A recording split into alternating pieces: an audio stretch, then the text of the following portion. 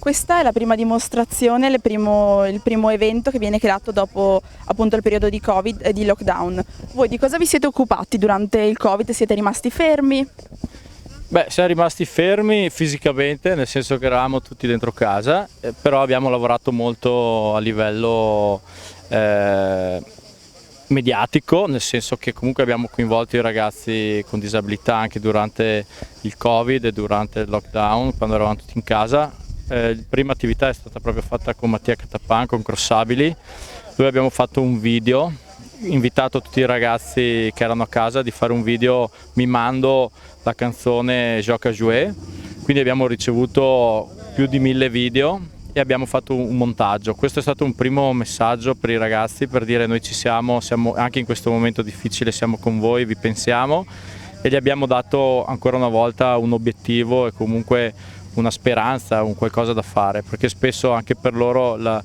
difficoltà è proprio non avere più le sicurezze che trovano nelle associazioni o gli appuntamenti con i loro compagni, si trovavano spaesati, quindi questo è già stato un primo segnale importante. Poi con GS, Risarcimento Danni, e Nicola Barchet, presidente della stessa azienda,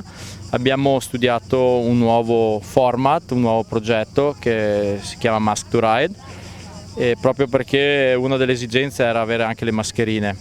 Però noi non volevamo fosse una donazione semplice come sono state fatte tante che servono, però il nostro messaggio è sempre di essere vicino a queste persone, quindi con l'apertura delle regioni siamo subito partiti. Io e Mattia abbiamo fatto questo mini show che avete visto, lo abbiamo fatto al di fuori degli ospedali, dentro i centri, dove andavamo a consegnare queste mascherine. Ne abbiamo consegnate più di 50.000, la mascherina era una sorta di scusa per arrivare da loro, il vero messaggio era: noi siamo qua, siamo venuti a trovarvi, ci ricordiamo di voi e noi siamo stati i primi di nuovo una volta a essere presenti e dare ancora loro questa speranza e questo segno di vita e di dire mi vogliono bene, gli amici ci sono e la vita è bella. E che risposte avete e state ricevendo dalla comunità? Beh, diciamo la maggior parte ovviamente sono risposte positive. Beh, i ragazzi, i genitori, le associazioni sono entusiaste di quello che stiamo facendo, perché i ragazzi hanno dei benefici incredibili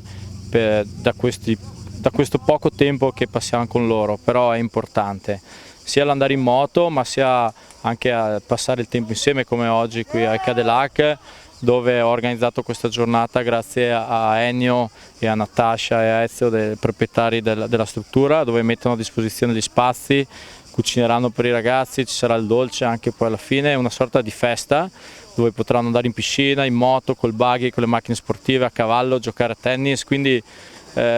tutto un grande contenitore di emozioni, e so che questa giornata per loro sarà importante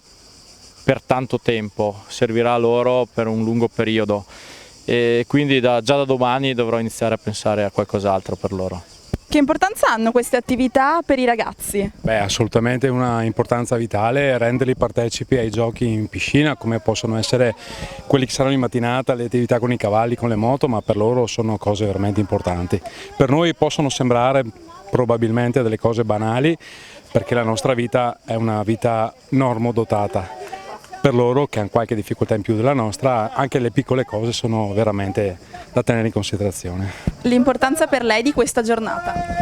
Allora, l'importanza per me di questa giornata, non solo per me, ma per tutti i ragazzi che lavorano con me al Cadillac e per i titolari del Cadillac. È una giornata dedicata a questi meravigliosi ragazzi che con il loro sorriso ci donano e ci regalano veramente tanta gioia. Il nostro lavoro, il nostro spazio, il Cadillac messo a disposizione loro ha un senso, veramente, io l'ho detto anche stamattina alle persone che mi hanno chiesto, per me questa giornata è forse la giornata più importante dell'anno, perché diamo un senso vero a tutto quello che abbiamo costruito e a tutto quello che facciamo, quindi il loro sorriso è veramente la gioia più grande per tutti noi. Il cuore e l'anima che lui mette in quello che fa che ce l'ha trasmesso, ci ha fatto capire e ci dà ogni volta una dimostrazione di quanto sia fondamentale quello che fa.